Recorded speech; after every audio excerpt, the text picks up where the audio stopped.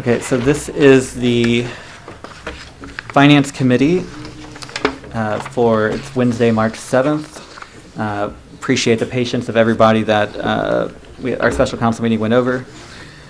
So on the agenda we have, we had an amendment to the agenda that was emailed out, but we have the PACE telecommunications, basically our cable access fees that go to fund our the cable television station, Norwood Community Television. The cable fees that we've gotten from Time Warner have gone down over the years, so we need to talk about that. We have the chairperson of the PACE Communications Board. So I'm going to ask if it's okay, if we can get unanimous consent, but to move it to the beginning of the agenda. So because we're going to have that discussion at the council meeting, and because we couldn't due to it being referred to Finance Committee, we're going to have it now. So that's excellent. Okay, so we'll go ahead and consider that first. After that, the city auditor had to leave just because of personal issue or a medical issue. So he is taking care of that. So we won't have an update from him, but I have a few updates that we can bring. We're going to have then the consideration of the amendment of Ordinance 33-2009 for the tax clerk position. We'll have 10 minutes for the updates for the city. We'll have 20 minutes for that. We're going to have 20 minutes for the PACE telecommunications. And then we'll have 10 minutes for the secretary to the clerk of council pay and 10 minutes for talk about 2018 finances. Mr. Clerk, would you mind keeping a timer for me by chance? Or? Sure, absolutely. Yeah, thank you so much. And we'll just make sure we get through this agenda as quick as possible here. So the first we want to invite up Jane Grody. She's the chairperson for PACE. We also, Tyler, would you like to come up as well? Yep.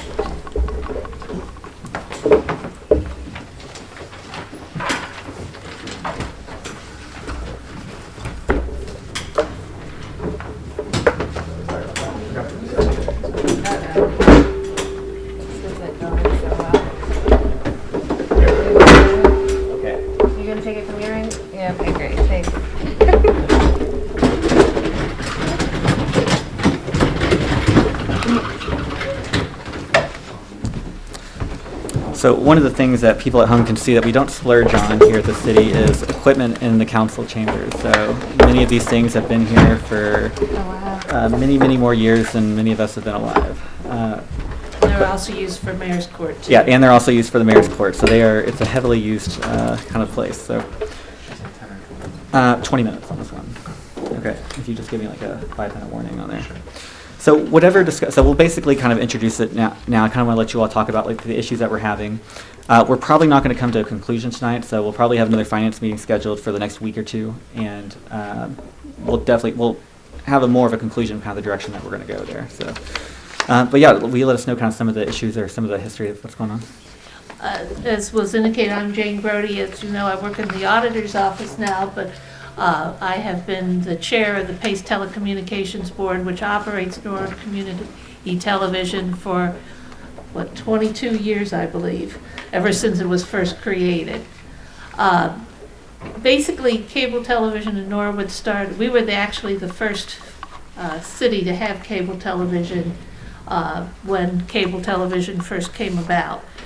We granted the first franchise, and because we were the first time, Warner, or at that time Warner Cable, actually created a television studio in the city and provided all kinds of services paid for by them. Once they were able to get the franchise with the city of Cincinnati, they kind of left us. And as a result, the cable television was run in the city of Norwood by both an oversight board, the cable board, and by a joint effort of a independent foundation that ran both Drake Planetarium and the cable system. Eventually, the cable system broke off and created its own entity, the PACE Telecommunications Board, which then ran cable television. At that time, under this cable television was highly regulated by the state. There was monopolies granted, and as a result of a company becoming a franchise to be the only cable company in the particular municipality, they paid in a percentage of their franchise fees, of the money that they received, 5% of whatever money they received from their subscribers to the city. Under the regulations at the time, part of that money went to the oversight, which was the cable board, which then turned the money over to PACE to operate, and 2% went to the city, that also then turned the money over to the board, to PACE to operate the various cable things. PACE Telecommunications eventually entered into a contract with both the city of Norwood and with the city schools to provide services. The city schools give the studio, provide some support. At one point, they were paying for a support technician. They provide telephones and now are providing computer access, and that for the cable for PACE, or NCT as we're now more commonly known. And the city agreed to take in the turn over the 2% of the franchise fees for the services. An agreement, NCT agreed to broadcast it or cablecast any council meetings, committee meetings, any individual city government meetings. At one point, we had different departments that would do programming that was filmed by NCT. All of these are done without any additional money, without any general revenue money being done. As cable television has fallen out of favor, NCT then moved into other things, so that the council meetings are now shown on Facebook Live. There are also, NCT has its own YouTube channel, which also shows the council meetings, the committee meetings, and various other things. Besides that, NCT does a number of things with the schools, showing the different, the school board meetings, plus many of the school activities, basketball games, football games, other sports activities. We also provide to the school after-school programs, the AV club, through the personnel there, and various other activities, assistance to the different school classrooms. It's constantly evolving, and NCT is continuing to evolve. The problem is the money is not evolving. What happened then, about 7 years ago, the state deregulated the cable industry. Up to that time, they had to have a franchise agreement. We also got a premium payment from Time Warner based on agreements to them. Once it was determined that competition was necessary for the marketplace, as digital and fiber optics and phone companies and other entities wanted to move into what has been traditionally the monopoly held by cable television, they deregulated, and so they no longer have to have a franchise, because it's no longer a monopoly. It is simply anybody who wants to come into the city can do so to provide cable services or television services. They still have to pay the franchise fee. And under the agreement with NCT and the city was that 3% of the fee, I'm talking about a 5% franchise fee, so basically 3/5 would go directly to NCT, 2/5 would go to the city. It would be held to by the city in a special fund to be used for cable-related incidents. So if something the city needed to do related to cable, that money would be there. If it wasn't spent by the end of the year, it would then be turned over to NCT in January. In the 20 or so years that agreement was with the city has never expended any monies from that fund. It has all been turned over, but it's turned over in January. When Time Warner was bought out by Spectrum just said they didn't want to send two separate checks. They would only send one check to the city. Mm-hmm. They also are doing it on a quarterly basis, which has created a great deal of cash flow problems for NCT. So when the money comes in, it's put into the fund, then 3/5 of that money is paid quarterly to NCT, and then once a year, the other 2/5 is paid to the city. 3 years ago, Cincinnati Bell started putting fiber optics in the city of Norwood and providing cable, not cable per se, but television services through fiber optics. They also then started paying to the city what was equivalent to the Time Warner franchise fee, except no one knew that. The money just came in, and the city gratefully accepted the money and put it into the general fund and had no idea where it was coming from. When the board became aware of that payment coming in, and it helps that I work in the auditor's office, so I was aware of the payment, we then asked the law director to look into whether that, under the agreement that the NCT has with the city, whether that money should also be paid over to Pace Telecommunications. And I understand that the law director has now issued an opinion. I have not seen the opinion, so I don't know what it is. But what has happened because of the reduction, as we are also now getting people who are using their computers to watch television or the streaming services, there are less and less franchise fees being paid in.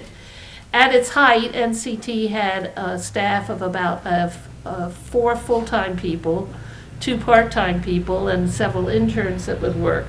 We now have a staff of 2 full-time people and 1 part-time person who's basically working on a month-to-month basis, because up until recently we had no future in terms of what money comes in, and was indicated in the letter that Tyler Meyer, who's the executive director, indicated to this council, we have basically enough money to continue paying people until about June, at which point one of the full-time people, Steve, who's the one you're all familiar with, who comes to every council meeting and to the committee meetings, we would no longer be able to have him there, and at some point probably Tyler would no longer be able to be paid. At that point, we don't know how we could provide the services that we are currently providing to the city or to the school for that. So what we are asking for is, one, instead of waiting until the end of the year to get the 2/5 of the franchise fees paid, we're asking that each quarterly payment be paid directly to Pace immediately rather than holding any money back for it. Again, never in any of the time that the money's been held by the city has the city had to use it, nor can I anticipate any time that the city would have to use it for cable-related areas.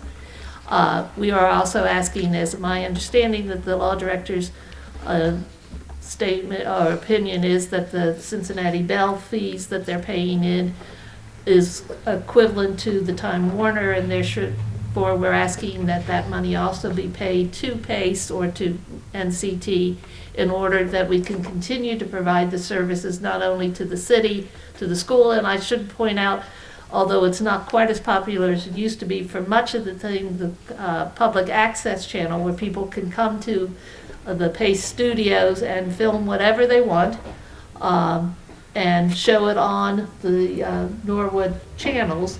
Again, YouTube has sort of taken that away from us, but they can also be on the Norwood NCT YouTube. But that's something that it was very popular for many years, not quite as popular anymore, but is also available. This is a service that we've been providing to the city citizens for many, many years, and we're asking that the council make it possible for us to continue. Tyler, did you have anything else you want to? I think you got everything. I mean, we've last couple of years we haven't had we've got older equipment now, so we're kind of running on empty. We've seen our money kind of going down, and we haven't really had an equipment budget to repair things. Sure. So. And I would just like to say also, the last 2 years, our full-time employees have actually lent money to the city, to the NCT when we came into, when there was a cash flow problem, so that the whole studio could continue. I don't know many people who would pay to be able to continue to work for the city. So I think they've been very dedicated people, and that this is a service that I think it is very necessary for it to keep the information going out to our citizens. And this is not money that has ever been in the general fund, except for the Cincinnati Bell money. But this would ensure that we're able to continue to provide the services that have been provided before. Excellent. I really appreciate you all being here. Definitely appreciate the services that Pace Telecommunications and Norwood Community Television provides. So I know it's a massive benefit to the city, and the fact that the citizens are able to watch, the fact that you all have innovated and citizens are able to watch these kind of meetings on Facebook and be able to be informed where they're at right now. I mean, that's fantastic. I was watching the previous council meeting from Japan, so in the morning there, so it was very helpful for me to be able to do that and not have to have a Norwood cable television in front of me to watch it. So I think though, so it sounds like the two requests, the one is that, and it sounds like there was an issue where Time Warner Cable or Spectrum, they were writing a check to each of us, and now they're only because I see where the revenue jumped last year, so now they're only writing a check to us, and then we're writing a check back to you all. Just my right now that fund, it has, well anyways, for that part, I think that we can probably look into writing that check as soon as we we need to look into, when we get the check, we change the appropriations and then write it at that point. So I don't know, is there any objections to that from the rest of Finance Committee? So No, please. Just to paraphrase, make sure I get this right, the city actually allocates no funding. That's We are just a pass-through, and so you're asking us just to give you the money as soon as we get it. That is correct. All right. I don't have any objections to that. Okay, great. And so the current balance of that fund as of February 28th is, it's only $4,847. So it's not a lot that's there right now, but I think that the city, we should be happy to go ahead and write that as soon as we can. I'm sure that would help you all. And that's the balance of Fund 16? I don't know. This is actually Fund 16. Yeah, 16. Sorry. I thought I heard 16. Yeah. So Fund 16.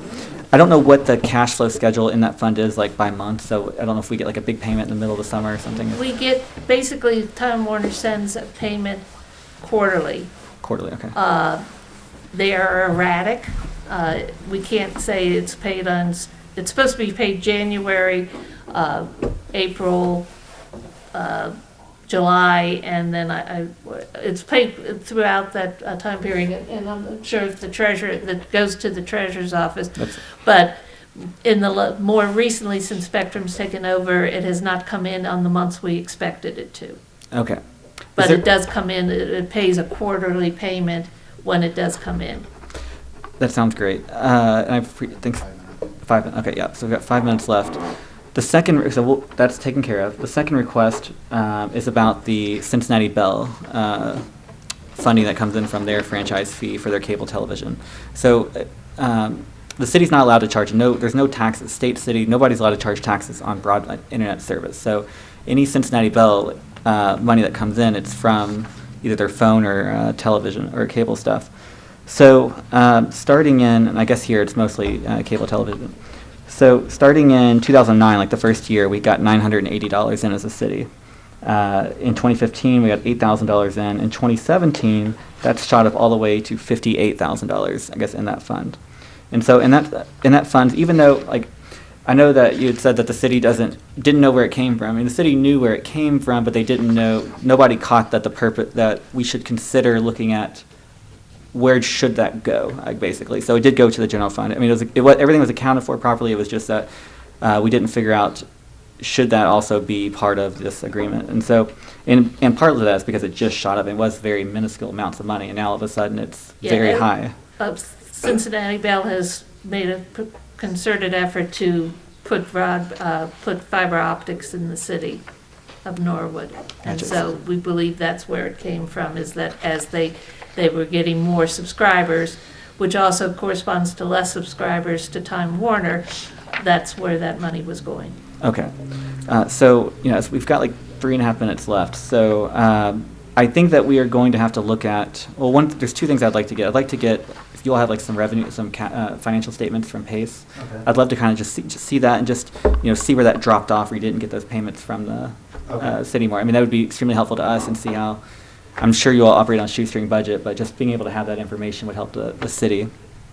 And then the second thing is, we've got to figure out as a finance committee, so even though in the actual, I think it's the opinion that in the original deal, there was no, it was truly about Time Warner Cable. They didn't have they didn't have a vision back then that, oh my gosh, this could be deregulated, and there could be other competitors like, Cincinnati Bell, which is, they're mainly an internet provider, but now they're really going into that TV.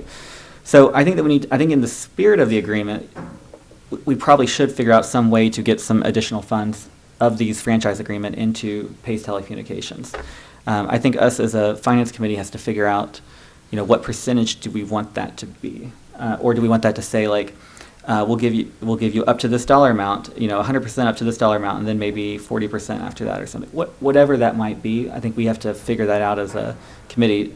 Partly because the money that's there right now is also funds that are we talked. I know you all heard, but that's in our fiscal recovery plan. We're basing on that income in the fiscal recovery plan. So anything that we take out to go there, which is the true probably intent of where it should be, it's stuff that we now have to cut a nurse or we have to do something to, whatever. I just said nobody's talking about that, but we have to do something differently here to make that work. And so it's not something we'll be able to decide today, but it's something that I'm going to try to schedule our meeting in 2 weeks so that we can have additional discussion, I guess, on that.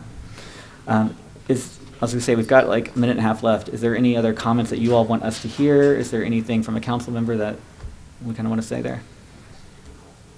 We'd be glad to answer any questions, and I'm sorry for the history lesson. I tend to do that. No, it is appreciated, and so I wish we had more time tonight to talk about it, but unfortunately, it's the nature of it. And I would also point out that the President Council, Donna Lake, is the city's representative on the Pace Telecommunications Board. Yeah, please do, yes. Sorry. Right over to microphone. Yep, and we'll get a statement from Donna, and then we'll move on to. Yes, I do attend those meetings as the city's representative. They operate, you say they operate on a shoestring budget. Sometimes I think it's Velcro because there aren't any shoestrings anymore. Tyler hasn't had a raise for a while. Sometimes I go to committee meetings of the Board of Education and then leave there and come here. And if he's the only employee left, something's got to give, and nobody will be happy. I know the Board of Education, I don't know if you addressed this or not, but the Board of Education does provide them the space, and just bought them, you just got a new phone They're going to supply System. a phone system for us. And so the electricity, the too. education, Board of Education is doing their part because they do basketball and football games and volleyball games and things like that. So I just think it's a community asset that the people of the community want. And I think that it's, we always everybody talks about transparency, that we want to be transparent and let the folks know what's going on in government, so. And I know we're out of time, but just very briefly, from the times when I was on council, I can tell you that anytime the cable went down during the council meeting, there were many, many calls. It is a very popular, in fact, at one point, I was at a checkout line when the clerk says, "I watch you on television all the time, and you're my favorite." So it is something that is being watched by people, and as we now move into other media, it is the city of Norwood citizens really do watch your council meetings Right. very strongly and are very upset when they're not available. If not live, certainly on YouTube. You have your own YouTube channel as well, so. And a Thank lot's you. been said about us utilizing that and about the community using that, but our students also utilize this program. I want to make sure, I think you hit on it, but our students utilize this, and we've got some really talented young people in our community that utilize this program. There's one young man, I don't think we should ever let graduate from Norwood High School. He needs to just stay all the See some of time. these videos, they're very, Yeah. and they utilize this, so I don't want that And there's to a fall club. forward Did you here. get the after-school Yeah, club? we did. Well, so excellent. Appreciate you all being Thank here. you very much for being here. Yes.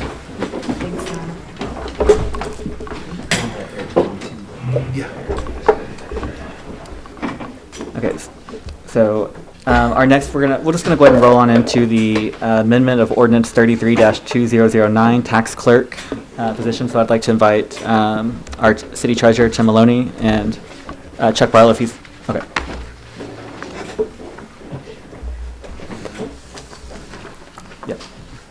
You can wait to start it for just a second.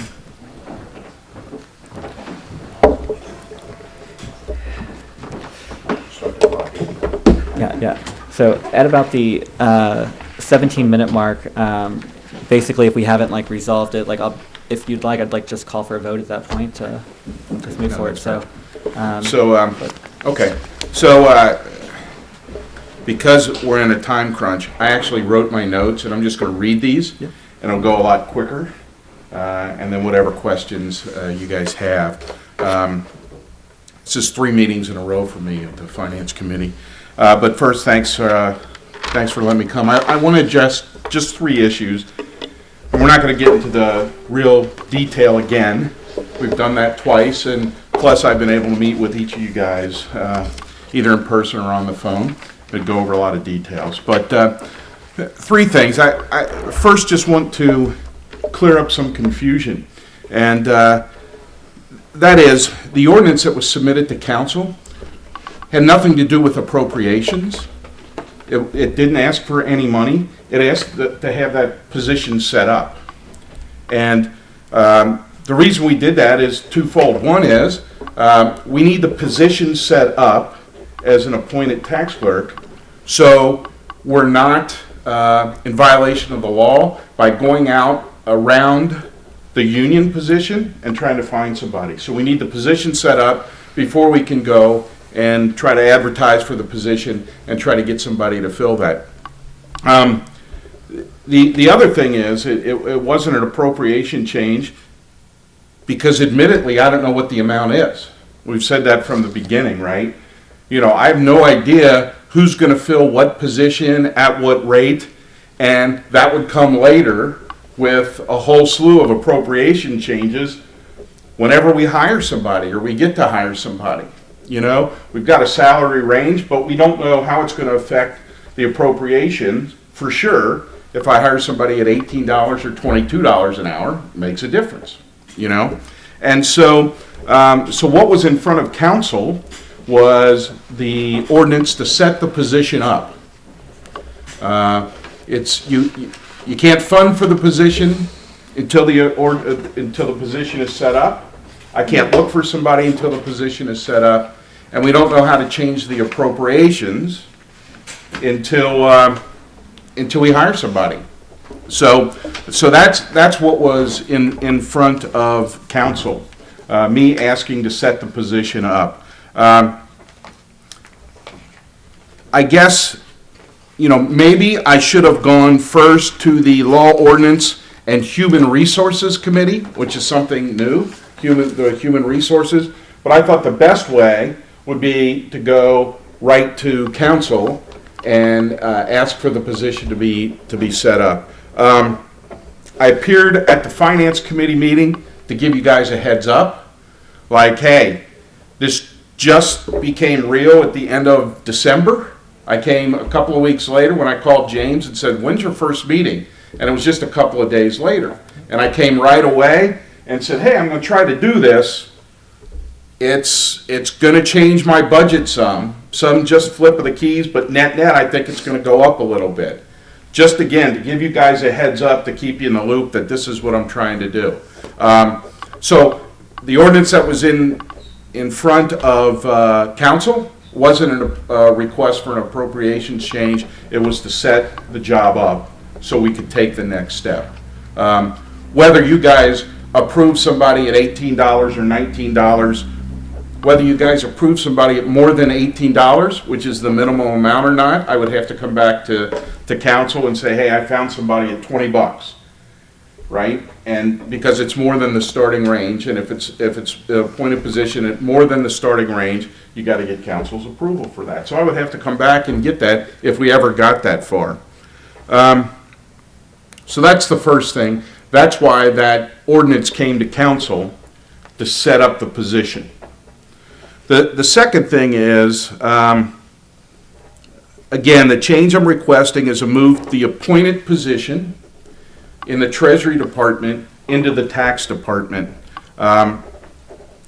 and move the tax union position into the Treasury Department, to flip-flop the two positions. again, we're in a unique situation that there are 2 jobs open in my office. One was open in September, one was open in December, and now I have 2 openings. If either of those jobs were filled, we wouldn't be talking about this, because there's no 2 openings to switch. There would have just been 1 opening. So this is pretty unique. This is the first time this has ever happened in my 20-plus years as treasurer. We've never had 2 openings like this. So we were in a unique position, and then we took it to the next step, and that's we posted the job, and no union member signed the job posting. And again, that has never happened to me, ever. Every time, and I've told you guys before, there's been lots of turnover with the union tax clerk positions over the years.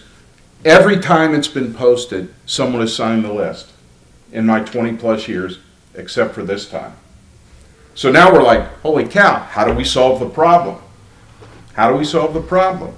And we thought this was a pretty creative way to solve the problem. When you look at moving the appointed position from Treasury to tax, that my appointed position then will be paid less than what I currently pay for the position on union scale. So my appointed person would make less than what the union tax clerk is making. That savings would be anywhere from about $2,000 a year to $10,000 a year, depending on where I hire somebody in that $18 to $22 range, right? On the flip side, the appointed position that goes away in the Treasury that's going to be replaced by a union position, I pay union scale. And so that's going to increase that anywhere between $8,700 and $19,000. So net, if you take the midpoints of the tax clerk is going to be paid less, offset by the increase in on the Treasury side, net, it's around an $8,000 increase. And that's what I told you before in January and February. Hey, I think this is going to affect us about $8,000, give or take, depending on what I have to pay.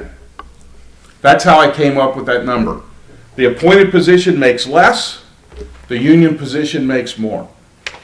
Net, there's no doubt it's more money. You know, there's no doubt, and that's why I was here. So that's how we came up with the estimated numbers. And when we got that far, we could really zero in on what I think it's going to cost. Depending on if somebody signs the list that's in the current union, it's going to cost me a little bit more. If somebody doesn't, it's going to cost me more, but less of an amount, because they would come in at the less than 1 year union scale, right? Because that's all based on seniority. So that's the second thing. That's how, again, that's how we flip-flop. That's why that's because of the 2 positions opening. The union not be able to fill the union tax clerk position. Get some qualified people in there and let's get going. The last thing that's come up is why we're not at all the meetings, and whether they're council meetings or committee meetings. And you know, there's 2 reasons that over the years we come to meetings. One, when we're asked to come. And I have to tell you, in my 20-some years, I've been rarely asked to come to a council meeting or a committee meeting. Very rarely. The second time, though, it's kind of on us. Or I should say the second reason why we come to a committee meeting or a council meeting. And those are when we think there's an ordinance in front of you or there's an issue that needs to be discussed before you guys vote on something. For instance, the Paycor redevelopment agreement, pretty thick document. I showed up at council and tried to explain what was going on there. A couple of years ago, the state of Ohio changed some municipal tax code, which affected our tax code with House Bill 5. We were here to council to explain that because there was an ordinance in front of you guys that said, hey, look, we got to rewrite some of our tax code. Just back in January, Chuck was here talking about House Bill 49 because the state changed some municipal tax code that affected Norwood's tax code. So we showed up at the meeting because you guys had an ordinance in front of you that needed to be voted on. Other than that, we believe in separation of duties.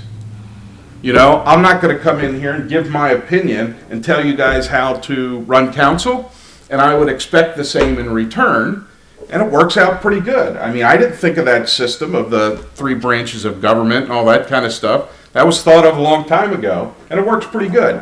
So I come to the meetings when I'm asked, and I come to the meetings if there's something in front of you that I put in front of you, right, that needs to be explained a little bit, or you need to hear my side, or whatever it is.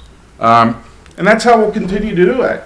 I'll stay away from you guys, let you do your job, until we have to talk about something. So, not one time have I been asked to talk about my budget at any finance committee meeting, not once. Now, I have to tell you, since April of last year with the Ohio Financial Commission, I've probably had 15 meetings with those people. On my budget, on earnings tax, on redevelopment estimates, at least 15 meetings with Anna Mary and April. Because they ask me a lot. You know, hey, tell me about this, tell me about this. How in the world did you come up with this number? Well, Tim, that doesn't look right. Let's adjust this. It's pretty good back and forth. And so I meet with those guys all the time, talk about things that are in front of them. My request tonight, and these are my last 2 sentences, how am I doing again? My request tonight really is that as committee members, you vote to take this out of committee and place back in front of council. And hopefully when it's back in front of council, we can have some readings. This position is set up that I can take the next step by having Mr. Gears post the position for the union side, and for Chuck and I to go look for somebody to fill the tax side. You know, we're already in March. Traffic's already picked up in our office. Not everybody's like me and waits till April 15th to file their taxes. There's people up there filing all the time, and so we're busy. You know, we're busy, and you know, hopefully we can get both positions filled as soon as possible. So with that, that ends my notes, and just appreciate your consideration to do that. Awesome. Thank you so much. So I know that Anna Mary sent me, she's from the Auditor of State's office. She sent me like an estimate of, you know, the overall increase, you know, what it could be through all the scenarios. I mean, there's many scenarios, like you said. There's 15 scenarios. Yeah, we don't know exactly, you know, which scenario to be. So, you know, the estimates that I saw, I mean, she gave me 4 scenarios, and, you know, it's anywhere from a $5,000 overall increase, which, you know, I don't know if that's, to a overall $15,000 increase, it looks like, if you count the money that would be saved. So, which kind of goes along with some of the numbers. Yeah, so when I was talking before, I was about the middle. I was saying, you know, hey, it's going to be around $8,000-9,000, somewhere in there. Gotcha. Depending on what happened. So we're close. On a couple of her spreadsheets, she made some errors. But I got the same thing, only a lot more scenarios. So we've got to talk about that. But it's very close. So and I know that you've mentioned that, you know, the appointed position, and I mean, well, we've talked about that, exactly how it will work, but you know, the reasons why I was originally, and so you came to the first, I know you've said that we had all 3, you know, you've been here 3 different times. The first time, like you said, you were here to introduce the subject matter. You know, we had nothing really to talk about that one because you hadn't talked to the union yet. The second time you came, you were definitely much more solid, like you talked to a lot of the people. There was still there was information that we didn't have, but we still could have had more of a discussion. I apologize to you that we didn't have more of a discussion at that meeting, so we should have done that. And then now we're at the 3rd meeting here, and so now we have, I guess, I feel like I have all of the information. You know, just and I'll be quick because I'm going to let other council members talk, but, you know, I was originally against it because, again, we're in fiscal emergency and we have, you know, I mean, I literally sent an email today about a $750 yearly expenditure that we need taken out of the plan. I mean, it's not reflected in this plan, but it'll be reflected in the next one. I mean, I am penny pinching anywhere I can. So I in any different scenario, if you were to come to us with this, I mean, still have questions, but it would be not as, you know, urgent of a need to try to figure out how, you know, to save money. The second part of it is that there's this ordinance, you know, or this, you know, giving the raise to this appointed position, because the union position will be about the same, I think, you know, it'll just be moving over to the treasurer, but the appointed position will get an increase. And so we have a lot of appointed positions in the city, and that we have not given increases since 2009. 2009, the council froze the salaries, no raises, and it's been, you know, even our police department, fire department, other departments get raises. You know, the middle management of the city, the Mr. Barlow's, the Mr. Pattersons, and other people, and even, you know, Tim, the assistant law director, they haven't gotten any increases. And so for us to change just one and not look at this comprehensively in the Law and Ordinance Committee or whatever committee to change more, that was definitely a concern. So, you know, I'm going to yield the rest of my time. I do want to call for a vote on this at in just a few minutes, but I want to let other council members speak if they have any concerns. Can you clarify on the union position pay scale for us? Yeah, so, you know, again, there are 5 or 6 different wage categories. This job is in the lowest wage category, which is category 11. They have like 11, 11A, 12, 13, 14, and 15. And so this job pays in the lowest range, which is like $17 to $23, rounded. And so if somebody in the union, one of those 28 positions, currently earn wage scale 11A, 12, 13, 14, 15, they have to take a pay cut if they happen to sign. So somebody like the nurse could decide she's tired of being a nurse and wants to work the treasurer's office front window, she would have to take a pay cut. Somebody like Mark Reeves would take a pay cut. So in my analysis, I've used the lower rate to the higher rate of 11, you know, wage scale 11. But the people that are in the last several lines are people that have already been in my office and left, or they're people that work outside this building that don't want to come back to this building. So I'm confident that I'm going to be paying in the middle wage scale to somebody new.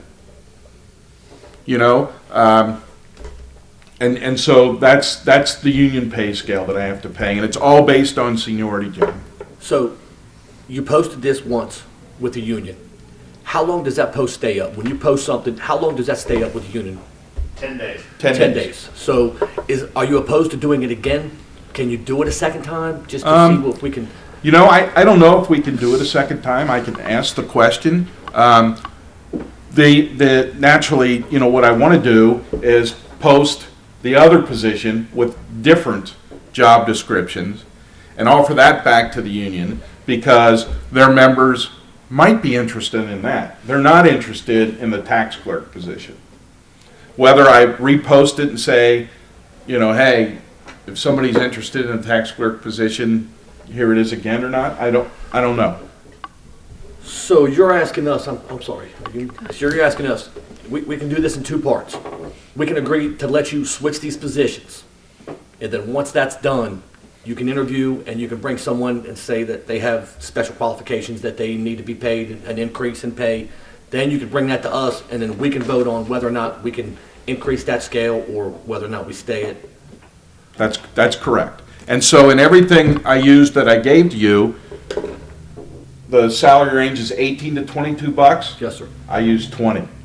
Sure. Right? Because I said, you know, honestly, you know, when Cincinnati's paying $21.50 to $24.50 for that job, the union I'm paying for is $23. and I'm asking for $18 to $22, I don't know where in there I'm gonna find somebody. So let's, in my estimate or my forecast, let's use 20 right in the middle, and we'll see what happens.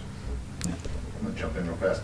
Just to clarify something that Mr. Bonzel said, that it's giving the appointed position a raise. It's not the same appointed position. This is what we're asking, is creating a new position to that ordinance. It's not taking, I think it was the senior grade clerk is the name of the title for the appointed treasurer's clerk, because there's that one, and there's a payables clerk, which I believe Ms. Grody is. That's a separate issue. This is a brand new position, it's tax clerk. Some of the other benefits, I know we talked about money, and that's the main key that we focus on. The treasurer's appointed clerk position, that range starts at $13.46. So if we keep that the same, competing with Target, Walmart, okay? So there's that. So what happens there is the last two people that have been in that, prior to that was Mary Ann Teeters, and she was there for about 50 years. Then she retired. The next person was there for about a year and a half. The new position comes open, jumps. The last gentleman that was there, he was there for about a year and a half. Young man, got married, starting a family. He needs to make more than $13 an hour. Couldn't get him a raise, he left, went to another company, where he's making $17 an hour now. Can't blame him. So at that rate, at that position, again, that ordinance, those ranges, guilty. That's what I did, it was one of the last things I did on council. But in doing that, it's almost 10 years old. So it needs to be adjusted. So $13, we could probably hire somebody, but then I guarantee you in a year and a half, they're gonna get some experience. We're not gonna be able to give them money, they're gone. Plus, on the other side, an appointed position is appointed by elected official. Right now, I'm appointed, and that position is an appointed position. So if there's a change in that office, you never know. I'm sure I would probably be gone. They may want to bring another appointed person.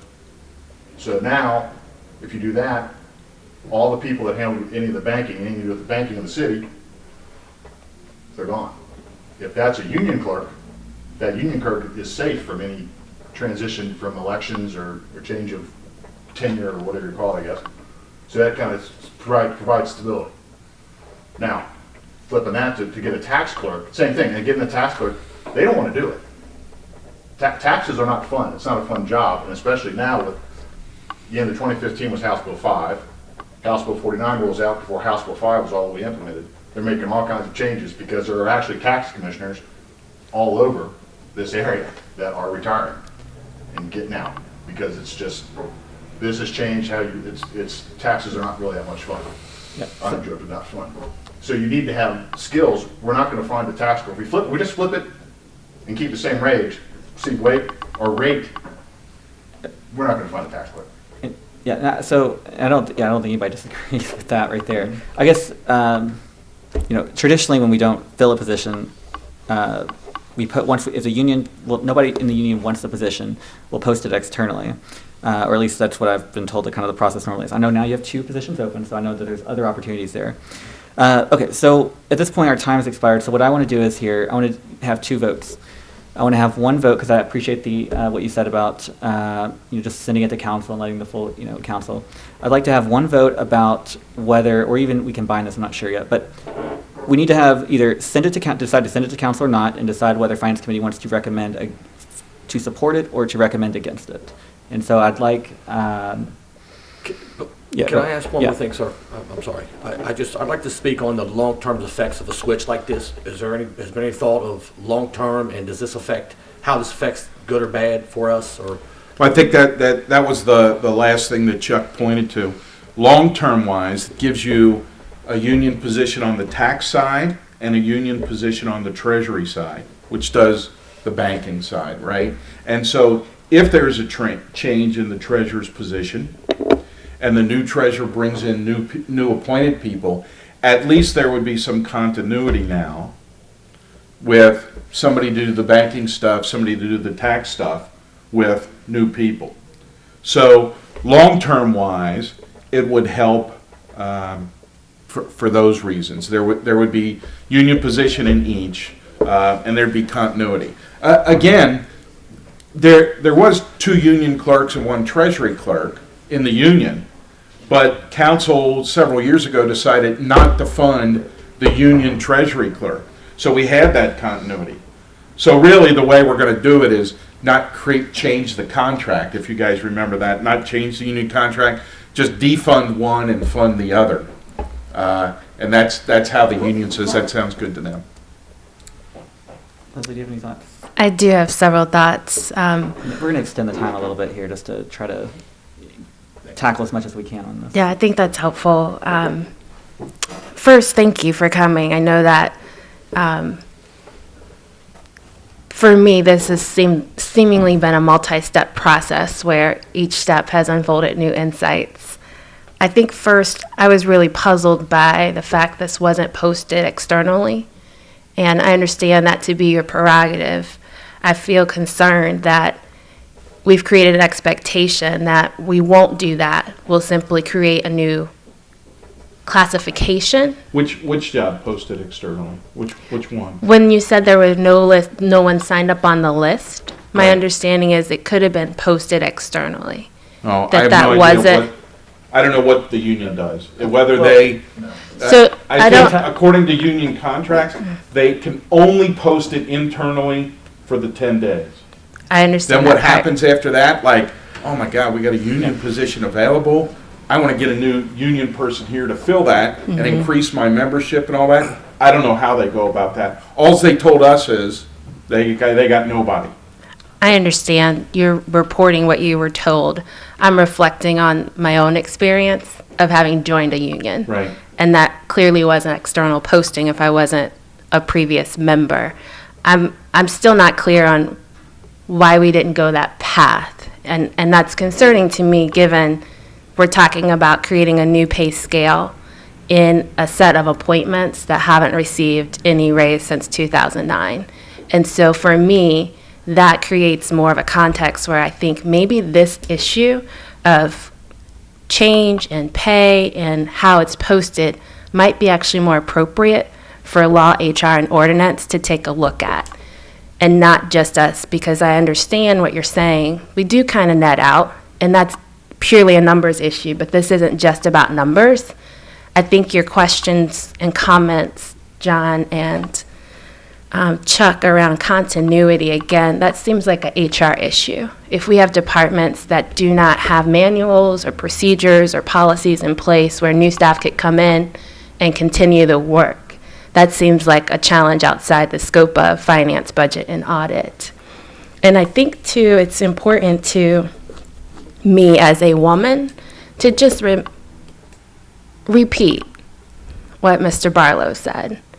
We were paying someone at a rate that when they wanted to start a family, the position was no longer appealing. I understand we have some very difficult numeric choices to make, but I'd like to see us create positions that are allowing persons, whether they be single or married, to have a good lifestyle, making a living wage. And again, I think that crosses over between what we do in finance, budget, and audit to some practices that maybe we need to be considering in our law, HR, and ordinance committee. Those are my thoughts. James, I'd like to ask you a question about the process of this committee, and I don't remember a committee voting on an issue. Do we vote, or do we send that to council? Do we discuss that, or do we vote? I don't ever remember voting in a committee. Now, maybe I'm wrong. I'll just ask if you ever, the procedures of this committee, do we discuss it, or do we send that to council and let them vote? I think that we can do either way. I think that we could have a vote on, we could vote right now just to not act on this at all, or we'll just report it out that finance committee doesn't, we don't agree with it, or we don't approve it, and then they can move on to maybe the law and ordinance committee or something, I'm not sure. We could vote, we could just send it to council and not send any other comments and just say, council, okay, we've just sent it to you. But even though traditionally we don't vote in a committee, I mean, I think maybe we should, potentially change traditions at times, because there are times where I think we should address things in committees, so whether it's this one or law and ordinance, but that we, you know, if we don't believe that something, and I'm not saying this item, but has merit, we should not send it on, if that makes sense. So Yes, it does. I just, the procedures, committee, I didn't want to go outside of our, Yep, and I'm open to, and I know that we don't normally operate in Robert's Rules of Order as well, but I mean, I'm also, you know, I'm open to a motion. If somebody has a motion that they want to make for how we want to kind of proceed, Sure. I definitely am open to that too. I didn't mean to question, I just wanted to. No, no, no, and- I'm a little uncomfortable with a vote, not really, I mean, it's, if you decide, well, that's what we'll do. I think we Yeah, should Mr. Moore. discuss it, come up with a plan, send it to the council. Our law director might be able to add something. Just the way the committee acts would be to issue a report, and it could be based on what a majority of the committee wants to do. You can't really do a roll call vote, but if you work out a majority, the majority wants to issue a report to council, and the report would say, we think this is a good idea, or we think this is a bad idea, or we're not really sure, we can't decide, and we recommend council does this. Or we can't make a decision, we'll send it back out to council to do what they want with it. Or you can keep it in committee. How do we- You can The issue a ordinance is committee in report. committee right now, The right? ordinances committee, council can't vote on it until the committee reports it out one way or another. Okay, okay, so then the But question. the way you do that is, the way the committee acts is by issuing a committee report Sure. signed by a majority of the committee. Members can issue a minority report out of the committee if they want, if they object to what the committee does. It's happened Yeah. to me.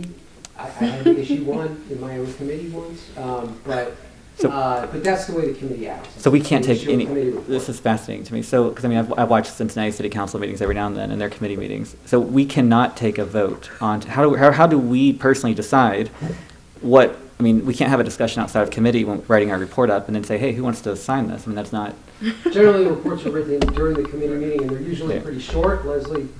I went Leslie- outside of the rules because we needed to break that tradition. Right, but I mean, generally, it's things like, we discussed this, and the committee believes council should do this, or the committee talked about this, we're still thinking about it. That kind of thing is usually what the committee reports are for, usually very brief.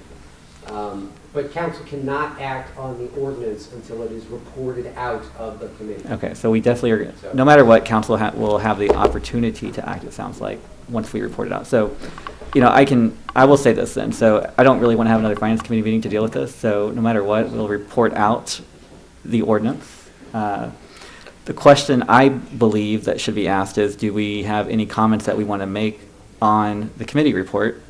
I mean, how do we want the committee report to be structured? Do we want to just say, we talked to the treasurer about this ordinance, here you go, council? I mean, do we have a thought about that? Are we able to provide, you had mentioned you had 4 or so scenarios, are we able to provide that along with the committee report? If council's going to consider it, I think it'd be good to have that information Yeah, I for mean, everyone. yeah, definitely I can forward that information on. I just got this today, so, Yeah, my suggestion is we could talk to Anna Mary and ask her to redo some numbers. okay, if you have. Because I if you got the same thing today, this afternoon, like at Yeah, 2 or that's 3, that's something exactly. like And that. Yeah. in the email, I did not realize that you got it at the same time that I did when I read the way that the email was structured, so I apologize about that. I thought you might have had it earlier. Yeah, I mean, if that could be updated between and then sent out along with the report, I think would be helpful for everybody. Okay.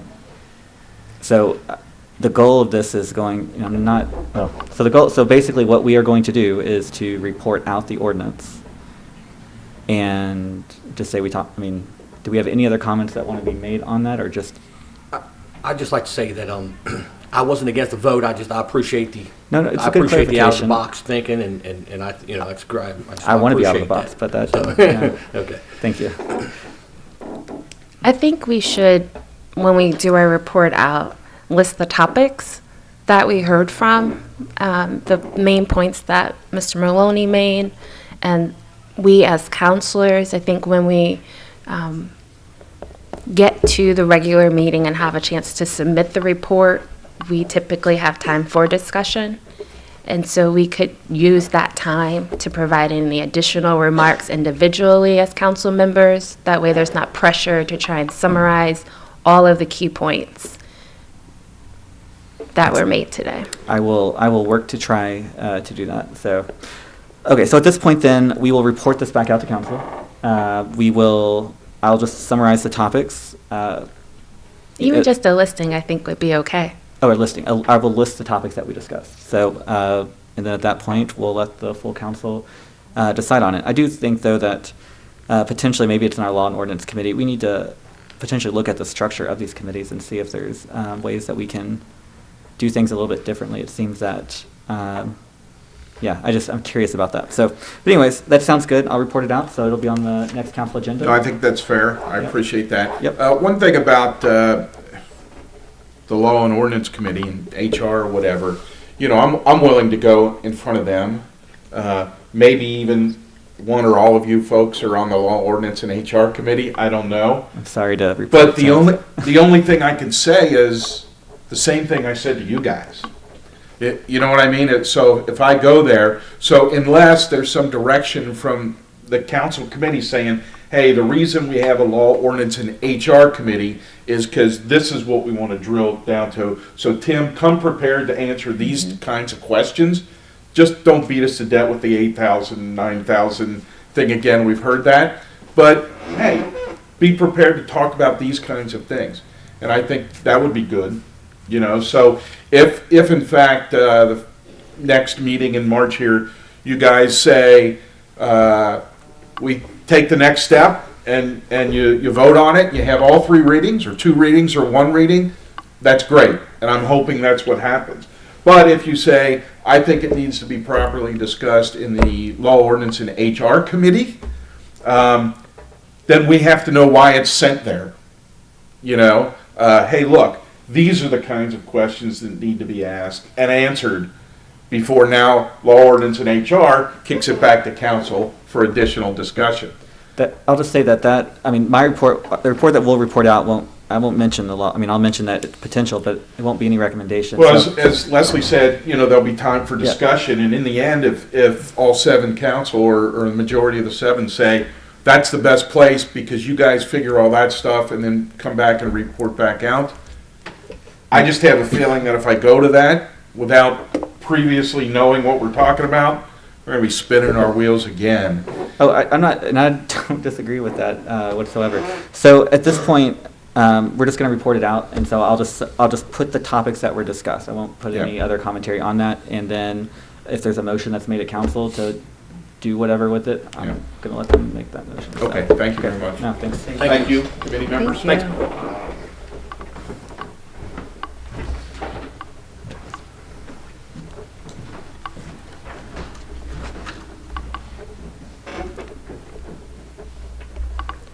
So our next topic, we're going to talk about the pay for the secretary to the clerk of council. So I'd like to invite our clerk of council, Joe S. Gears, to come forward to the hot seat.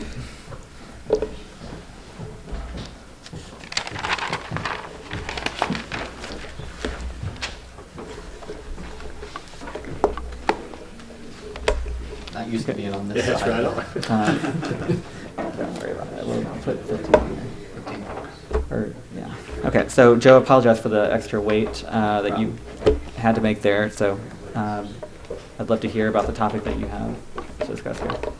I'm basically have written, I believe, 2 emails and communications to council requesting that our new clerk, or secretary to the clerk of council, come in above the entry-level position, entry-level pay based on her qualifications, and looking at the pay of previous secretaries, not including TA, obviously. He served in a contractor capacity and did more than the secretary to the clerk of council. So I wouldn't exactly lump his pay in there as something to compare to. So, okay, so currently, right now, the secretary to the clerk of council, it's in the exact ordinance that we just discussed with our treasurer, that there's a pay scale of $12 an hour to, I think, $16 an hour. Correct. The last 2, not count, TA is a special exception because he came as our IT support as well, and just part of his role was the secretary to the clerk of council. But the last 2 before that was Vera Thornberry and I think Deborah Simpson. Correct. And from my understanding, both of those were, well, I talked to Vera Thornberry today, and she said that she started, well, we know her ending salary, it's $13.77, is that what you said? 72. $13.72 is her ending pay, And I asked her, because normally this ordinance says that if you get paid anything above the starting up salary, the council has to approve it. And so I asked Vera, anyways, what salary or what pay did you start out as? And she told me that she was paid the same the entire 2 years that she was there. So whatever her ending pay was, that's what she started at, which meant she started at $13.72 an hour. I'd like to ask the clerk, was there any like ordinances or motions made back then that? So I pulled the minutes from the January 1st, 2014 meeting. The only thing in there was the motion to approve Ms. Thornberry as the secretary to the clerk of council, but there was nothing mentioned as far as pay. And then pulling the ordinance index, there was nothing, there were no ordinances. Now, of course, that would have been if she went above the pay range, I believe it would have been the ordinance. But there's nothing on record that I could find referencing council approving or recommending the pay above the entry level. So, is there any special qualifications that the secretary to the clerk of council would have? Because in the ordinance 2033-2009 or 2009-33, it says in there that if in order to pay them more, council, there has to be some kind of a reason. So is there something that's special about this candidate? In particular, for me anyway, her technical background. Okay. She is, if you've been to the clerk of council website lately, any of the changes that have been made to that are actually being completed by our IS consultant. So not TA, but there's someone else who completes that. She is ready, willing, and able to tackle revamping not only the clerk's webpage, but the council or the city webpage in its entirety. That is something that I've kind of been looking forward to. That was one of the things that I personally was looking for in a candidate. I wanted some type of web developing background or experience to where I could feel comfortable having TA share the access to the web page, knowing that we would have someone making those updates and confident in her ability to have it a top-notch website. Yeah, Leslie. So, 2 questions. One, James, can you go back and clarify, was it both Ms. Thornberry and Ms. Simpson who were paid the $13.72? From what I've been told by information from the auditor's office, they both ended at about $13.72, yes. Okay. But we know from Vera that she started that. I don't think we've heard from Debbie where she started. Okay. But we assume that it was the same. Okay. I reached out to the auditor's office, and they were going to look for appointment letters, but I'm assuming with Jim's. He updated me and said that they could not find any letters. So we have no documentation other than the minutes from previous council meetings. Correct. Okay. My other question is for you, Joe. Mm-hmm. You said someone with the skills to work on the website. Are you saying that the previous secretaries did not have those skills? I'm not. Those who I didn't work with, I can't answer on their behalf. Okay. Ms. Simpson will probably confirm that her background and skill set would not cover web page development. Okay. Mr. Gears, thank you for being here tonight. I second this motion to bring this to finance. I think it was mostly collateral damage. We were hit with a lot that night. We were hit with a lot of finance things that were going on that were asked to raise this line and this line, and I think that this was collateral damage. Since reviewing everything, I personally don't see an issue here, and I just wanted to say that I think this was, we were hit with a lot that night, and we were like, at that point it was, no, it's time, we need to discuss this in this committee before we move forward. So think it was collateral damage. I don't have any issues with this, just to sum that up, so. Thank you. Yeah, I'm going to say the same thing. I think knowing that we had paid the previous, excluding TA, the previous two at a higher rate, my concern was more of the way in which we were paying TA, just making sure that the money would be there if now that it's fully coming out of Right. the council, or the clerk of council key. But I think after reviewing her resume and the things you've seen, I think she's more than deserving of that amount. So, and with it being within in the previous set ranges in that ordinance, I mean, I see no objection at this point to not giving her that rating. I hated to hold up her pay, but again, I just, with all we're facing with the fiscal plan and stuff, just want to make sure that we were taking all those things into account. And I did contact her the night of the meeting to give her a heads up. Yeah. Just so that she knew her first paycheck was going to be $1.50 less per hour. Yeah. And again, I didn't want that to be a reflection on her. I think she's a great candidate. Right. We selected a great person. But just wanted to make sure things were in order. Thank you. I want to concur with that. I wanted to make sure she was being paid at the appropriate increase above the base based on your assessment. And since this process was, I can't quote you, but the most Non-political, political. Yep, it was a very rigorous process, and I have had a chance to come in and work with Pam, and she worked on my computer to make sure I could print here and some other things, helped me set up email on my laptop. I mean, she was cranking it out. She showed me some updates she'd already made on the council page. So I totally happy she's here. I did not know about the key situation, so I was really glad you raised that. And I do think it was a lot. Not that we can't do the work, but being relatively new, it was kind of like, oh, let's make sure we're doing this well. Yes, ma'am. So that we have a track record of making decisions, not just with fiscal responsibility, but for me, it was about integrity and just making sure we were going to pay her what she is demonstrating with her skill set she's bringing. So thank you for what you've shared today. And just to confirm, so the fiscal recovery plan was written knowing that the clerk, I think at the last full-time position, it was written at 13 whatever an hour, so 13.70 something an hour.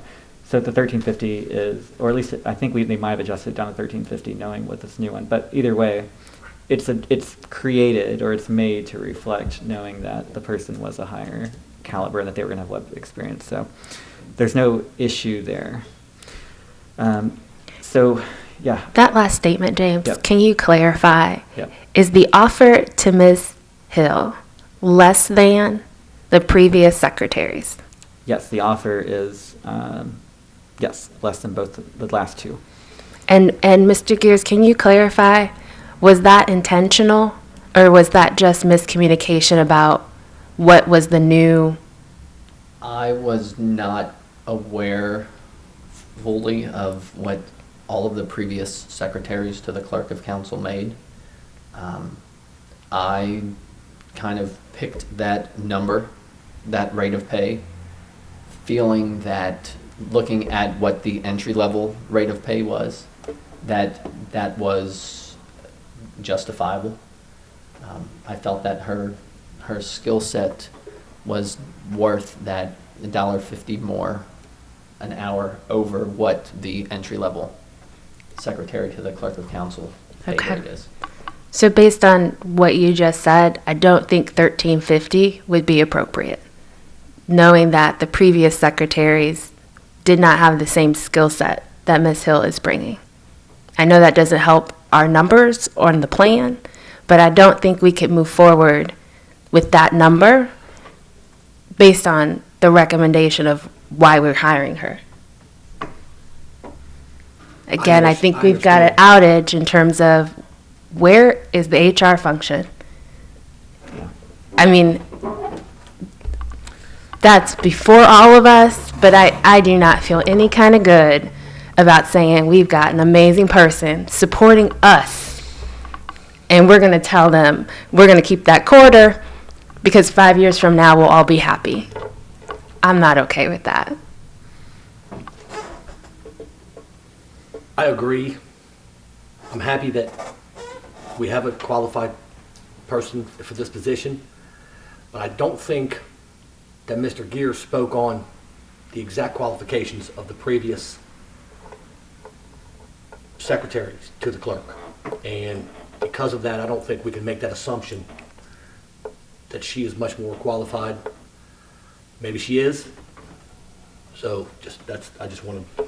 I think that's a great point, and I think that's where I'm really curious. Where do we get more support to find that out as a committee? Is there anybody in the administration? I mean, it sounds like there's no documentation. So, I mean, is there a feeling that the position should be paid at what the previous two, I mean, at least at what the previous two entered at? I mean, you know, we know that they both entered around or at 1372. Is there a feeling that at least... My feeling is, I'm sorry to interrupt you, sir. My feeling is that we should pay, what's her name again? Pamela. Pamela. What's her last name? Hill. My feeling, we should pay Ms. Hill the recommendation of Mr. Gears, who interviewed her.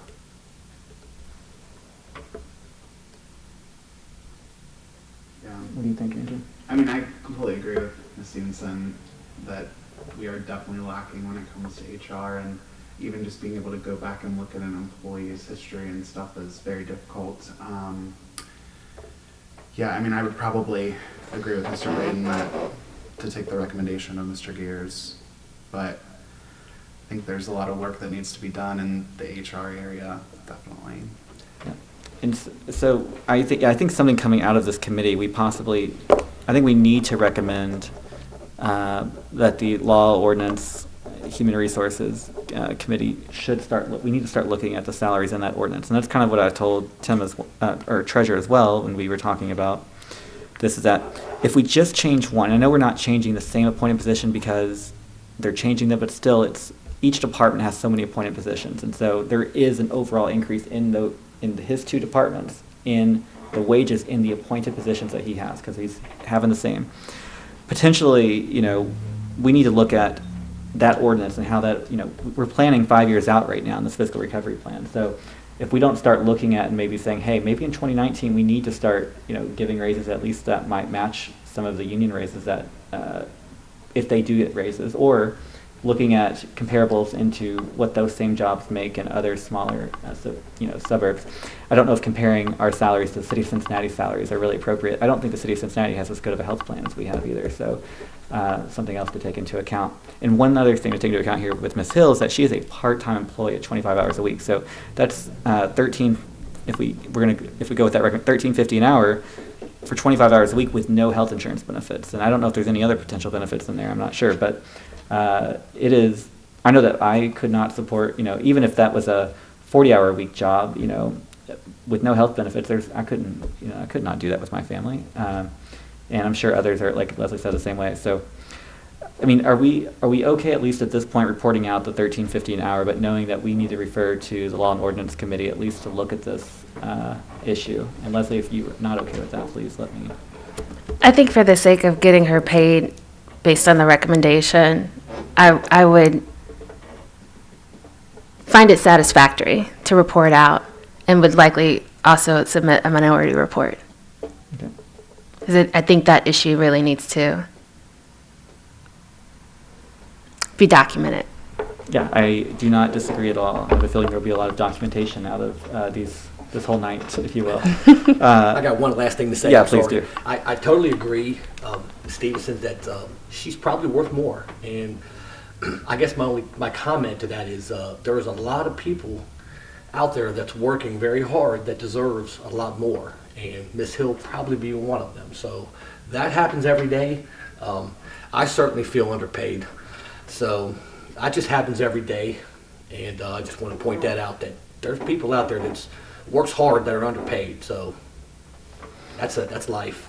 Yeah, well, there are people, and I'll just say it, the reason why we've got to amend that ordinance, in my opinion, is because we've got, you know, full-time professional lawyers that are, you know, making just a very small amount compared to what they could be making in the private sector. And lawyers that come in on Sunday, when I'm here on Sundays, that I see here on Sundays. And so there's other people here, other department heads that are here not just, that are in these appointed positions that's been stuck at the same salary that aren't just here Monday through Friday from 9 to 5 or 8 to 5. They're here at other times too. So it's got to be, I do think it needs to be a collaborative effort, but just because, one thing just to push back on that, just because there are people that, are underpaid, it doesn't mean that we shouldn't try to at least speak up when, especially with retention.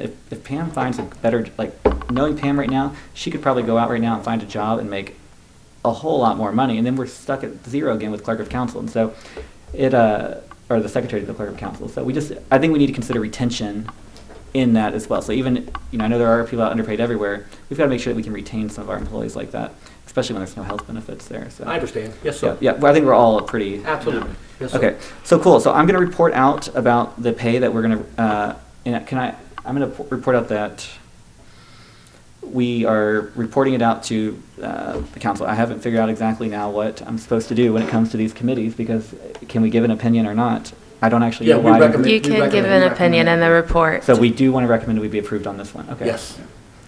So that's good to know. And I will do that. I'm going to write up this report. We had a couple more issues on the agenda. Well, Joe, do you have anything else you want to say on this? Yeah, just based on Mr. Moore's comments at the last meeting, I guess the next steps for this would be for Oh, that's council right. to Send a letter. request that my office send a letter to the auditor's office Mm-hmm. reflecting the new rate of the approved rate of pay. And I guess I'm asking if it can be retroed to her start date. Yeah, I think that's So that, appropriate. that would Mhm. be an extra couple weeks. Yes. Awesome. So That's- I'll figure out yeah. exactly how to report this out and make that motion, to make, so that council can vote on approving that. I appreciate your patience in being here, and No Mhm. problem. it's lit. I was here anyway. Yeah, I hear you. Thank you So- so much. We had a few more items on the agenda.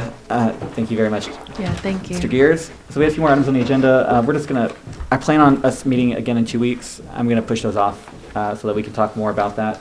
The only thing though that is, I think, somewhat pressing is that on December 19th, the Safety Service Director, Joseph C. Gears, wrote a letter, Mr. Sanker, Chair, and members of Finance, Budget, and Audit Committee regarding 2018 equipment for Water Department needed. So, Dear Joe and members of the Finance, Budget, and Audit Committee, basically they need a new four-wheel drive 4-final loader backhoe at $83,000. They also need a 2018 Ford utility truck for the Water Department at $70,000. Both pieces of equipment would come out of the Water Fund, and they would have a 5-year purchase program. And so I just got this today, so we don't need to act on this necessarily today, but at some point, want to find out if we want to report this out. Is there any questions that we want to have for Mr. Gears about the purchase for the backhoe and the utility truck? So the backhoe is the cost at that time was $83,000. The utility truck is $70,000. I guess my question would be, do we have a backhoe now? And obviously, if we need a new one, it's in disarray. So, do we Yeah. have one now? Yeah, I don't know the full question. I don't know the answer to that. I don't know if it's working or not working. So I'll ask that question. I'll ask the same thing about the utility truck. Like, how are they managing now without having that truck? Is there any other questions there? The water fund is separate from the general fund, correct? Yes, So would this need to be looked at or approved by the financial fiscal recovery plan? It would not, yeah. So this falls outside the scope of the Fiscal Recovery Commission. That's right. Still, though, we should exercise extreme caution and, not Right. take any less precautionary measures because of that. But yes, this will just be a council action. I was just curious if they had weighed in on it, so. No, it's a good If they don't need to, then. it's I fine. think another question about, do we already have these, is just how much are they used? Okay. I mean, is this a situation where we'd have a cost savings if we just rented when we needed to use versus having them? Good to know. That's a good question. And I'd also be curious about the financing piece, how is that being structured? I mean, if it's a 5-year lease purchase program, even if it's from a different fund, are we allowed to take that on? I would, if the water fund if we deem the water fund able to, which we actually need to evaluate that before we would send it on anyways. but if we deem the water fund able to take it, and it truly needs it, then it would be, it's a separate thing from the general fund, just like any other fund Okay. that we have. So only new debt for the general fund needs to be approved. Well, the way that so it's I don't even know if the actual Fiscal Recovery Commission would even, if this were a general fund item, I don't know if they might approve it. I'm not exactly sure how that works, but. Might be good to use their standard across the board, though, to your Yeah. point about just being, Their standard as, oh, yes, and we want to use their standard, exactly. So that's why I wanted to bring any questions that we have here back to them.